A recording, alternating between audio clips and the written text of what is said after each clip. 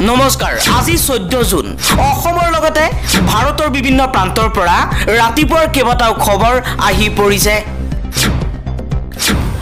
এই মুহূৰ্তত জনাই আছো এটা ব্ৰেকিং নিউজ যিকোনো মুহূৰ্তত গ্ৰেপ্তাৰ হ'ব পাৰে মুখ্যমন্ত্ৰী বিজেপিৰ মুখ্যমন্ত্ৰীৰ বিৰুদ্ধে গ্ৰেপ্তাৰী পৰোৱানা জাৰি কৰা হৈছে নাবালিকাক যৌন নিৰ্যাতন চলোৱাৰ অভিযোগত প্ৰাক্তন মুখ্যমন্ত্ৰী তথা বিজেপি নেতা বিএছ এডিউৰাপ্পাৰ বিৰুদ্ধে গ্ৰেপ্তাৰী পৰোৱানা জাৰি কৰা হৈছে কৰ্ণাটকৰ প্ৰাক্তন মুখ্যমন্ত্ৰী তথা বিজেপি নেতা বিএছ এডিউৰাপ্পাৰ বিৰুদ্ধে নাবালিকাক যৌন নিৰ্যাতন চলোৱাৰ অভিযোগত গ্ৰেপ্তাৰী পৰোৱানা জাৰি কৰা হৈছে পক্সো আইনৰ অধীনত ইতিমধ্যে এটা গোচৰ ৰুজু হৈছে এতিয়া বেংগালুৰু আদালতে এডিউৰাপ্পাৰ বিৰুদ্ধে জামিনবিহীন গ্ৰেপ্তাৰৰ পৰোৱানা জাৰি কৰিছে স্বাভাৱিকতে এই গোচৰত বিজেপিৰ জ্যেষ্ঠ নেতাজনৰ চাপ বৃদ্ধি পাইছে পৰৱৰ্তী খবৰ কৃষকসকলৰ বাবে ভাল খবৰ প্ৰেৰণ কৰিছে প্ৰধানমন্ত্ৰী মোদীয়ে 2000 টকাকৈ লাভ কৰিব কৃষকসকলে 18 জুনত বেংক একাউণ্টত সোমাব পিএম কিষাণ সন্মান নিধিৰ আঁচনিৰ ধন মোদী চৰকাৰে মুকলি কৰিছে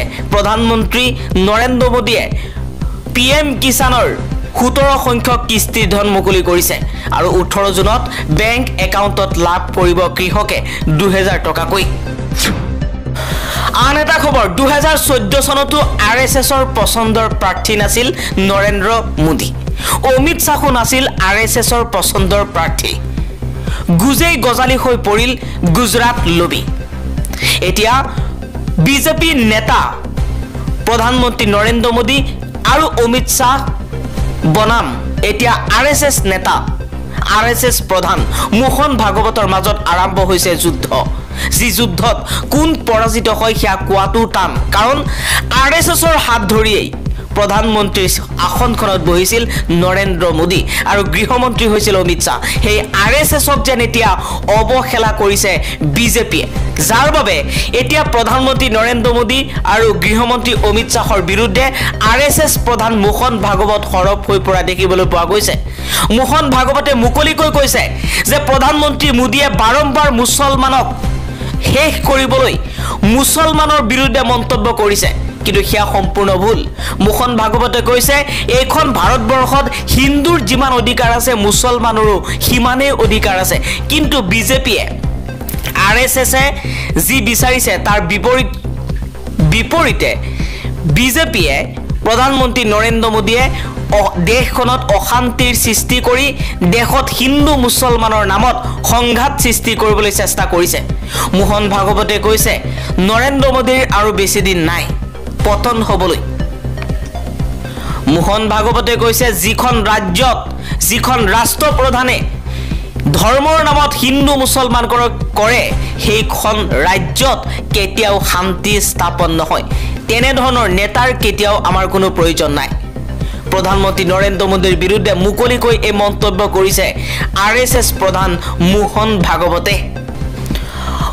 ভাগৱতে লগতে কৈছে যিকোনো সময়তে চৰকাৰ ভংগ হ'ব পাৰে কাৰণ কাৰোবাৰ সহায় লৈ চৰকাৰ কৰাটো কেতিয়াও টিকি নাথাকে নীতিশ কুমাৰ আৰু চন্দ্ৰবাবু নাইডুৰ সৈতে মিলি চন্দ্ৰবাবু নাইডু আৰু নীতিশ কুমাৰৰ বাবেহে প্ৰধানমন্ত্ৰীৰ আসনখনত বহিব পাৰিছে মোদীয়ে আৰু চন্দ্ৰবাবু নাইডু নীতিশ কুমাৰ আঁতৰি যোৱাৰ লগে লগে প্ৰধানমন্ত্ৰীৰ আসনৰ পৰা নামিব লাগিব মোদী আন এটা খবৰ 37 নম্বৰ ৰাষ্ট্ৰীয় ঘাইপথৰ জৰাজীৰ্ণ ছবি সামাজিক মাধ্যম যোগে উদঙালে বিজেপিৰ বিধায়ক মৃণাল শইকীয়াই কেন্দ্ৰীয় মন্ত্ৰী নীতিন গাডকাৰীক ৰহা টুলগেট উঠাই দিবলৈও আহ্বান জনাইছে বিজেপি বিধায়কগৰাকীয়ে ৰাস্তাৰ এই অৱস্থা বৰষুণ আহিলেই ৰাস্তা যেন পুখুৰী হৈ পৰে আৰু তাৰ ছবিয়েই এইবাৰ বিজেপিৰ বিধায়ক মৃণাল শইকীয়াই ভিডিঅ' বনাই তেওঁ নিজৰ সামাজিক মাধ্যমত আপলোড কৰি নীতিন গাডকাৰী কেন্দ্ৰীয় মন্ত্ৰী পৰিবহণ মন্ত্ৰী নীতিন গাডকাৰীক ৰহা টুলগেটো উঠাই দিবলৈ আহ্বান জনাইছে পৰৱৰ্তী খবৰ নাবালিকাৰ সৈতে ভয়ংকৰ কাণ্ড কৰা লম্পটক যাৱজ্জীৱন কাৰাদণ্ড পক্সো আইনৰ অধীনত জয়প্ৰকাশ হালুৱা নামৰ লম্পটক বিহিছে যাৱজ্জীৱন কাৰাদণ্ড এজন লম্পটে নাবালিকাৰ সৈতে জঘন্য কাণ্ড কৰাৰ পাছতেই হুজাই জিলা সত্ৰ ন্যায়াধীশ আদালতে দিছে এই গুৰুত্বপূৰ্ণ ৰায়দান জয়প্ৰকাশ হালুৱা নামৰ লম্পটজনে নাবালিকাৰ সৈতে ভয়ংকৰ কাণ্ড কৰিছিল আৰু ভয়ংকৰ কাণ্ড কৰাৰ পাছতেই পক্সো আইনৰ অধীনত জয় প্ৰকাশ হালুৱা নামৰ লম্পটক যাৱজ্জীৱন কাৰাদণ্ড বিহিছে হুজাই জিলা সত্ৰ ন্যায়াধীশ আদালতে। আন এটা খবৰ, বহিষ্কৃত বিজেপিৰ যুৱ নেতা মনোজ হাজৰিকাক গ্ৰেপ্তাৰ। শিৱসাগৰ আৰক্ষীয়ে গ্ৰেপ্তাৰ কৰিলে বিতৰ্কিত যুৱ নেতাজনক। অৰুণাচলী সুৰা ব্যৱসায়ীত নাম সাঙুৰ খাইছিল হাজৰিকাৰ। পুৰণি এক গোচৰত গ্ৰেপ্তাৰ হৈছে বিজেপিৰ নেতা মনোজ হাজৰিকা। পৰৱৰ্তী খবৰ, যুদ্ধ বিধ্বস্ত গাজাৰ কৰুণ ছবি। পুষ্টিহীনতা আৰু চিকিৎসাৰ অভাৱত ৮,০০০ শিশু। বিশ্ব স্বাস্থ্য সংস্থাৰ উদ্বেগ প্ৰকাশ। ইজৰাইলী সেনাৰ বোমা গোলা ক্ষেপণাস্ত্ৰই ইখনৰ পাছত গাজাৰ সিখন চিকিৎসালয় ধ্বংস কৰিছে। ঔষধ চিকিৎসা সঁজুলি আনকি খাদ্য সামগ্ৰীও অনিয়মিত। এই পৰিস্থিতিত গাজাৰ ষ্ট্ৰীপত চিকিৎসা আৰু পুষ্টিৰ অভাৱত প্ৰায় ৮,০০০ পেলেষ্টাইনী শিশুৱে মৃত্যুৰ সৈতে যুঁজিবলগীয়া হৈছে। সকলোৰে বয়স ৫ বছৰ বা তাতকৈ কম। ৰাষ্ট্ৰসংঘৰ পৰিসংখ্যাই কেইদিনমান পূৰ্বে প্ৰকাশ কৰা অনুসৰি 2019 চনৰ পৰা 2022 চনলৈকে 4 বছৰত বিশ্বত নিহত শিশুৰ সংখ্যাতকৈও 2023 চনৰ অক্টোবৰৰ আৰম্ভণিতে গাজাত আৰম্ভ হোৱা যুদ্ধত পেলেষ্টাইনী শিশুৰ সংখ্যা বেছি।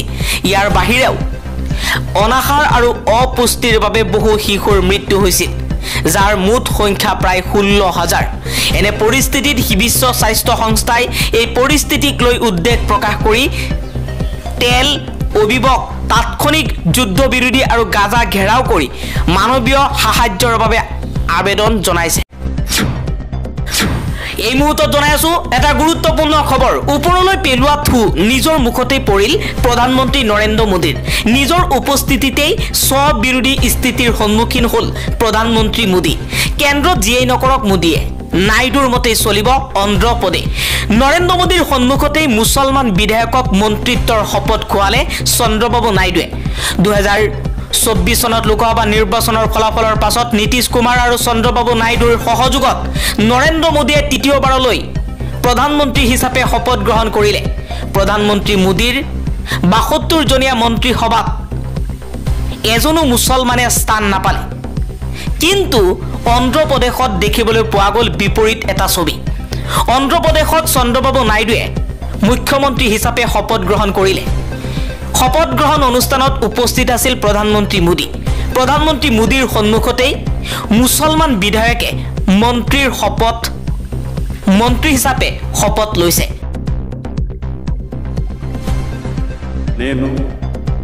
నేను నస్యం మొహమ్మద్ ఫరూక్ అని నేను శాసనం ద్వారా నిర్మితమైన భారత రాజ్యాంగం పట్ల నిజాయితీ చూపుతానని భారతదేశ సార్వభౌమ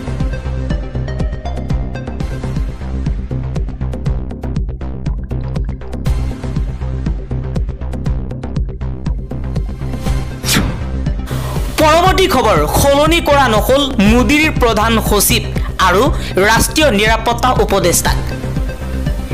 PK মিশ্ৰ আৰু অজিত ডোভালৰ কান্ধত অৰ্পণ কৰা হ'ল দায়িত্ব। নৰেন্দ্ৰ মোদী নেতৃত্বাধীন কেন্দ্ৰীয় চৰকাৰে বৃহস্পতিবাৰে প্ৰাক্তন IPS বিষয়া অজিত ডোভালক ৰাষ্ট্ৰীয় নিৰাপত্তা উপদেষ্টা আৰু প্ৰাক্তন IS বিষয়া ডক্টৰ PK মিশ্ৰক প্ৰধানমন্ত্ৰীৰ প্ৰধান সচিব হিচাপে পুনৰ নিযুক্তি দিছে। চৰকাৰী আদেশত কোৱা হৈছে যে দুয়োগৰাকী বিষয়াৰ নিযুক্তি প্ৰধানমন্ত্ৰী মোদীৰ কাৰ্যকালৰ সৈতে বা পৰৱৰ্তী নিৰ্দেশ পৰ্যন্ত বাহাল থাকিব। এপইণ্টমেণ্টছ কমিটিয়ে জাৰি কৰা নিৰ্দেশত কোৱা হৈছে যে মন্ত্ৰীসভাৰ নিযুক্তি সমিতিয়ে 10/6/2024 পৰা কাৰ্যকৰী হোৱাকৈ IPS অজিত ডোভালক ৰাষ্ট্ৰীয় নিৰাপত্তা উপদেষ্টা হিচাপে নিযুক্তিৰ বাবে অনুমোদন জনাইছে।